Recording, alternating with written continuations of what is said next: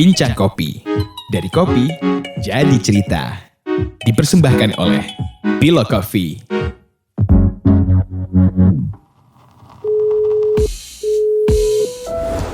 Halo Di, ini Dian Di. Dian. Halo, saya Gimana? Lagi sendiri atau sama Mia? Lagi sendiri, Mia lagi di lab. Oke. Oh, di rumah nih? Gua lagi di rumah dulu, ntar gue nyusul dia. Oke. Boleh perkenalkan diri dulu, Di? Halo, nama saya Adi Wicaksono Tarupraceka. Saya salah satu foundernya 5758 Coffee Lab. Oke, terima kasih ya, Di. Sama. Podcast ini emang agak khusus nih. Kami mengumpulkan kurang lebih 30 narasumber untuk cerita soal pengalaman mereka di tengah situasi sekarang. Mulai dari hilir, hulu gitu kan. Terus, nah yang kelas ini nih kan, pengelola sekolah, kami belum wawancara. Jadi pengen tahu juga dampak dan strategi misalnya dari Adi sebagai pengelola 5758 Coffee Lab itu bagaimana sih pengalamannya? Pengalamannya menarik karena kelas terakhir yang kami lakukan itu adalah tanggal 17 Maret. Jadi udah sebulan lebih ya kita nggak bikin kelas. Dan buat sebuah lembaga pendidikan yang emang core bisnisnya dari pendidikan, nggak jualan sebulan itu lumayan banget. Tapi alhamdulillahnya kami masih punya tabungan cukup untuk bisa bayar pegawai kami sampai beberapa bulan ke depan. Sempat ada beberapa pemikiran soal bikin kelas-kelas online. Tapi kemudian satu yang masih membuat kami tidak melakukannya hingga saat ini adalah karena kalau kelas online itu sering ya bisa dibilang satu arah ya. Kita bisa menunjukkan bagaimana caranya, bisa bercerita, tapi susah untuk bisa berinteraksi soal bagaimana orang ketika melakukan sesuatu dampaknya apa. So, belum ditemukan caranya. Sebenarnya kita udah nemu caranya, tapi masih harus dites ulang trik-trik yang akan kami pakai. Sempat tergoda ikutan yang bikin kelas buat prakerja, cuma apa? Berhubung nggak bisa menjamin udah ikutan dapat kerja, kayaknya nggak enak ya. Oh gitu. Tanggung jawabnya itu ya. Iya, karena bukan apa-apa, sebagian besar materi yang Nyeduh Kopi kan di YouTube udah ada. Kenapa kami harus bikin sesuatu yang sama gitu loh? Dan orang harus bayar lagi untuk mengaksesnya. Uang anggaran pajak kita nih kan?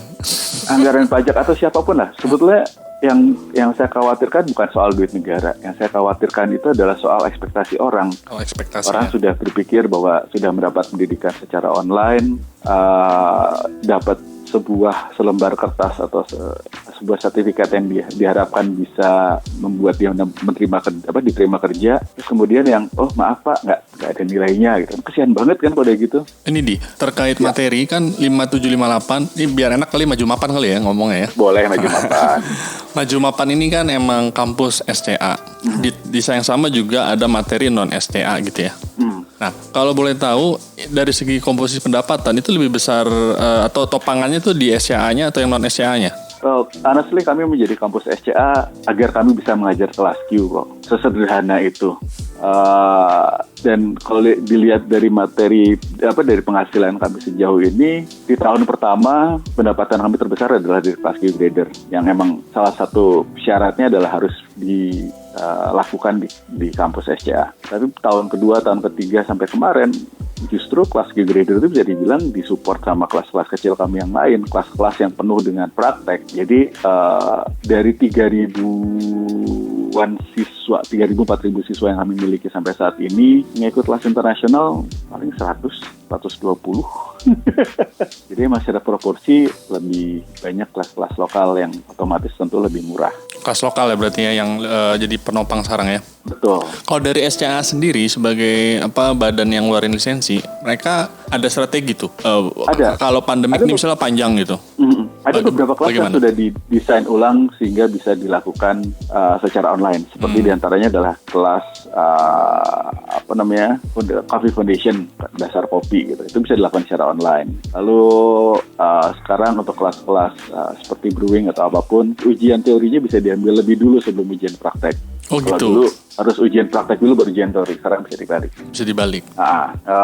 Cuma ya satu yang miss dari semua pembatasan bertemu ini adalah susah untuk bisa mengkalibrasi soal enak tuh kayak apa sih, atau seberapa jauh kita bisa melakukan proses penyeduhan gimana kira-kira kita bisa melakukan kesalahan atau gimana caranya malah kesalahan itu malah jadi bisa dijadikan kekuatan asal kita bisa ngulang lagi kan. Karena seringkali sesuatu yang enak itu kejadiannya nggak sengaja, kita dapat sesuatu yang enak, bahagia, terus suruh ngulang bingung karena nggak dapat logikanya. Karena keterbatasan interaksi tadi itu ya. Karena Online. keterbatasan interaksi tadi itu yang membuat ketika kami menyusun kelas, buat kami kelas itu nggak cuma instruktur menyampaikan materi, kami harus bisa memastikan bahwa materi yang diberikan itu berdampak terhadap si siswa. Jadi ketika kami mau lagi menyusun kelas, biasanya butuh 2 mingguan hanya untuk ngetes materinya benar nggak sih bisa diterima siswa atau berapa persen sih yang nempel di siswa. Nah, tadi kan Adi bilang sedang mencoba menggarap model baru online nih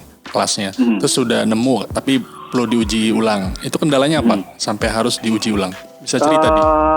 Ya bisa dibilang kami old school secara penyampaian. Kami terbiasa bertemu orang, berinteraksi, melihat mata, bercerita, berinteraksi dengan reaksi orang. Sekarang kan begitu online semua berubah. Ketika kita harus pakai Zoom aja. Contohnya kami 2 hari ini lagi belajar pakai Zoom. Buat orang mungkin udah yang mana aja sih lo, itu udah berbulan-bulan yang lalu dilakukan orang gitu ya. Iya. Ya, kami baru ngulik sekarang sampai ini pakai whiteboard gimana. Lag-nya berapa waktu, interaksi antara instruktur dan siswa berapa, gimana caranya biar bisa terbangun. Dan yang masih susah itu adalah sekarang gimana caranya kita bisa menemukan atau ngobrolin soal rasa. Jadi gimana caranya kita bisa ngomongin soal hal yang sama soal rasa antara si instruktur dan siswa. Itu yang lagi diulik sampai sekarang. Nah itu diujinya sudah ke beberapa murid tertentu atau masih internal? Masih internal plus beberapa teman nongkrong di labs. Nah teman nongkrong di lab ini apa responnya? Kita masih punya problem soal kecepatan penyajian materi. Jadi yang kita pikir bisa cepat ternyata nggak bisa terlalu cepat. Gimana cara ngelola suara biar nggak terlalu bising. Ya kalau mic nyala semua feedback. Gimana cara biar nggak nge-lag dan sebagainya. Detail-detail gitu sih. Teknis banget deh. Teknis banget. Cuma kita nggak pengen orang tuh udah yang kelas gitu. Begitu kejadian tuh kendalanya di teknis. Karena sebel banget udah gitu. Ya minor sih sebenarnya, cuma mengganggu. Betul. Apa ya, semua ya banyak orang yang bilang bahwa God is in detail atau evil is in detail. Ya detail-detail ini harus kami rapiin dulu sebentar. Kemudian kira-kira kelas apa yang bisa dibuka online di Maju Mapan, Mas? Nah ini saya belum berani ngomong sampai kami semua bahagia. Jadi kami agak ajaib karena kami baru akan ngeluarin kelas kalau kami semua udah bahagia, baik yang ngajar maupun yang mengambil posisi sebagai ceritanya jadi muridnya gitu. Jadi sampai semua surat cinta, semua kecaman, semua kritik itu bisa dijawab, baru kita yang kita coba jalanin yang ini deh, yang itu deh. Ini masih ada, kita punya beberapa kelas belum ada yang mulus semuanya. Belum ada yang mulus dan belum bahagia berarti? Belum bahagia. Prinsipnya adalah kalau kami aja nggak bahagia, gimana siswanya mau bahagia coba. Ya. Dan menurut lo ini kan kayaknya bakal panjang dia pandemik nih. Jadi Maju Mapan pun mau tidak mau dipaksa untuk atau adaptasi jadi online juga ya. Misalkan kalau dari pihak Maju Mapan berani tatap muka, mungkin kan muridnya juga belum tentu berani kan? Justru muridnya yang berani kami. Oh muridnya berani? Setiap hari selalu ada yang nanya, kapan ada kelas ini, kapan ada kelas itu. Mulai dari sejak kita kelas terakhir sampai sekarang, tiap hari ada yang nanya dan kami selalu yang, aduh maaf ya kami belum berani, belum berani. Karena nggak lucu nanti ada klaster 5758. Klasternya bukan pengetahuan lagi tapi ya. Iya, lain kan susah lagi, udah bayar mahal-mahal belajar kopi, nularin orang, terus nanti ilmu yang dipakai buat belajar kopinya malah nggak dipakai. Kalau dari segi misalkan ini tadi ya emang panjang gitu, terus akhirnya Maju Mapan karena core bisnis adalah materi pendidikan, terus akhirnya membuat modul online gitu. Nah itu nanti akan ada penyesuaian biaya kah untuk kelas lokal tapi ya? Pasti ada. Malah yang ditakutkan ya sekarang terus kita hitung ulang adalah beberapa kelas ini malah cost-nya naik. Malah naik? Karena materi, karena kopinya jadi dipakai lebih banyak, kita harus ngirim barang-barang yang mungkin dibutuhkan buat praktek dan sebagainya. Karena kalau buat kami nggak mungkin kami coba bikin kelas yang orang cuma ngelihat aja. Kami pengen orang bisa ikutan praktek juga. Cuma gimana caranya ini kami masih mikirin supaya lebih lebih rapi dan hasilnya seperti yang diharapkan. Oh, jadi online ini juga nggak berarti biaya kerja jadi turun ya dia, malah sebagian naik gitu ya. Karena kelas seduh manual itu buat kami nggak mungkin cuma yuk kita nyeduh caranya gini. Nonton gitu ya, mereka juga harus ikut nyeduh di rumah toh. Mereka harus nyeduh di rumah juga. Dan ini sampai kita pikirin mereka punya grinder atau enggak. Kalau nggak punya grinder gimana caranya ngakalinnya. Kalau grinder yang model ini gimana caranya supaya dapat kekasaran gilingannya yang sama dan sebagainya. Airnya, apa yang terjadi dengan air kalau ini beda dan sebagainya. Itu yang akhirnya akan jadi tadi rincian tadi itu ya, rincian tadi itu ya. Detail-detail kecil itu. Dan jarak itu akhirnya nggak bisa waktunya langsung gitu untuk memperbaiki kan. Betul.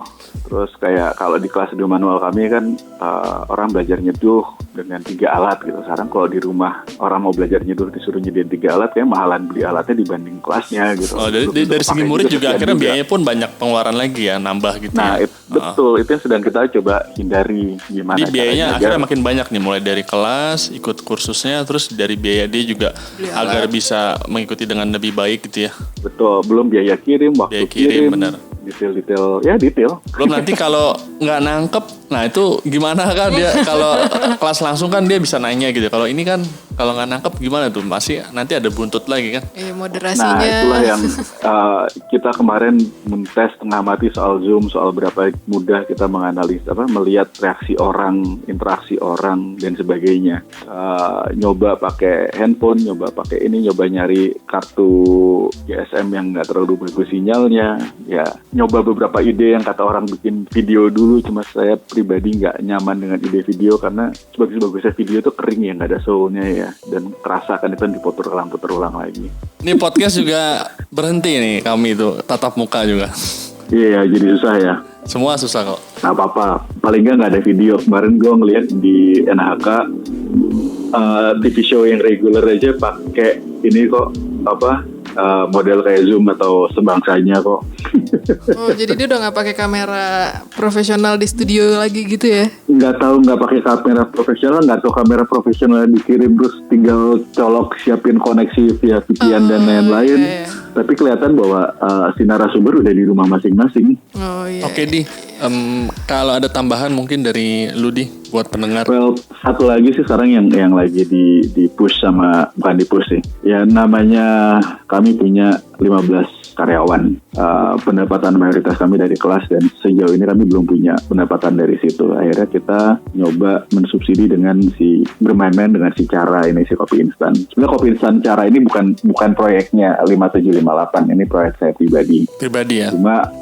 Cuma untuk material kami beli dari 5758 dan paling enggak sejauh ini maupun enggak terlalu besar bisalah bayar gaji 1-2 orang hanya dari bahan baku yang kami beli untuk cara ini. Dari segi pekerja apa ada dampaknya juga di lu? Maksudnya jumlah pekerja? Buat kami, pekerja kami itu semua aset. Jadi kami nggak mau melay off yang pasti. Ini pun kami tidak merumahkan. Kami masih bisa bayar gaji mereka. Bulan kemarin masih penuh. Bulan ini kita mulai ngobrol. THR nih, ini jangan berat ini. Kami bahkan sudah ngobrol sama mereka bahwa mereka punya pilihan untuk ambil THR sekarang atau THR-nya dipinjamkan ke perusahaan. Oh, sampai ada obrolan seperti itu ya? Karena kalau THR dipinjamkan ke perusahaan, umur perusahaan nambah. Umur perusahaan nambah dan gaji mereka bisa lebih panjang juga. Oke, benar. Jadi mereka bisa dibayar lebih panjang. Kami sih siap-siap sampai Desember sih. Desember. Jadi tahun depan kalau nggak ada perubahan atau kelas online berjalan itu mulai tahap mengkhawatirkan berarti ya kondisinya. Mengkhawatirkan. Ya paling nggak jual aset. Saat ini kita belum mau jual aset, kita masih bertahan dengan tabungan yang alhamdulillah ada. But you never know, right? Ya benar. Terkait cara itu, kemampuan produksi lu berapa banyak akhirnya? Kemampuan produksi cara tuh sebetulnya kecil karena ya cara ini kita pakai freeze drying di mana satu batch-nya itu butuh waktu antara 44 sampai 50 jaman. Per batch itu ya? Terus mesin yang kita pakai pun kecil. Kenapa? Karena mahal. Fokus kita bukan mahal, fokus kita dirasa. Jadi kalau satu hal yang saya pelajari adalah semakin besar mesin, semakin lama waktu pengeringannya. Karena semakin banyak larutan yang harus dihilangkan kan. Apabila proses penghilangan larutan ini dibuat lebih agresif, karakter rasanya berkorbankan. Jadi kami memilih jalan-jalan pelan-pelan supaya rasanya dapat gitu. Dan Itu per cara batch ini berapa gram hasil totalnya? kita itu satu batch maksimum dapat 300 gram. Berarti 100 botol ya kurang lebih ya? Yoi, 100-an dalam waktu 2 hari, 3 hari 40 gitu jam. ya? Yoi. Berapa loyang sih, Di? Kenapa? Berapa loyang, berapa tray? Kita punya 2 unit mesin, satu yang gede itu 5, satu yang kecil 4. Padahal udah pakai 2 mesin ya? Udah pakai 2 mesin. Emang lama emang ya freeze dryer nih. Sambutannya bagus sejauh ini ya, emang ya. Gua kemarin nyoba Sambutan juga, belum. mantul sih. Oh, enak nih. Secara rasa gue bahagia karena emang ya honestly gue bikin cara ini gara-gara gue tahun kemarin lagi sering traveling, terus udah mulai capek bawa-bawa alat seduh, blender rusak, suruh belinya Komandante kok mahal, berat bawanya, terus ya udah bermain dengan si cara ini, si kopi instan freeze dryer ini. Ide ini sendiri sebenarnya udah dapat sekitar 4 tahun lebih yang lalu ketika pertama kali ketemu sama Sudden Coffee, ngeliat Sudden Coffee, terus sempat janjian sama yang punya, jangan niru ya, enggak. Terus lama-lama kok Sudden Coffee-nya nggak nyampe Indonesia, ya udah bikin buat kepentingan sendiri deh. Semoga nanti bisa produksi lebih banyak biar ini orang beli banyak. Sebetulnya sekarang choke point-nya bukan diproduksi, Bian. Di mana? Penjualan bukan apa-apa. Barrier cara paling besar itu adalah karena orang melihat bahwa ngapain saya beli kopi instan kok mahal. Karena ya kalau dibanding sama kopi instan yang kebanyakan kan emang nggak murah ya. Bukan nggak Jadi murah, emang mahal. harganya juga gitu. ini ya pengaruh ya. Harganya pengaruhnya gede. Tapi emang nggak bisa saya tekan lagi karena cara itu biaya produksinya itu sekitar 80%, 85%. Ya dan lama ternyata.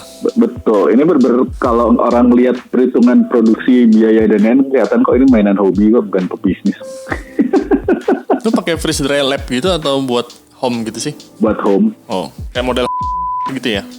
Karena kalau yang lab terlalu kecil. Lebih kecil lagi malah ya? Oh, malah Lebih makin kecil sedikit lagi, lagi. Dan waktunya sama Iya. juga kerjanya ya? Ya, ini pun kita beli yang home tapi udah diubah sesuai, kita udah ngejebolin pompa 2. Kan kita pertama kali mulai bermain untuk cara itu Agustus tahun lalu. Udah sempet ngebongkar, ngejebolin, ngulik, mau mengubah sesuai, ya begitulah. Banyak hal lah pokoknya ya. Banyak hal. Biaya belajarnya lumayan, tapi paling nggak cukup seneng. Oke. Baik Di, terima kasih ya sudah berkenan berbagi mengenai kondisi Maju Mapan.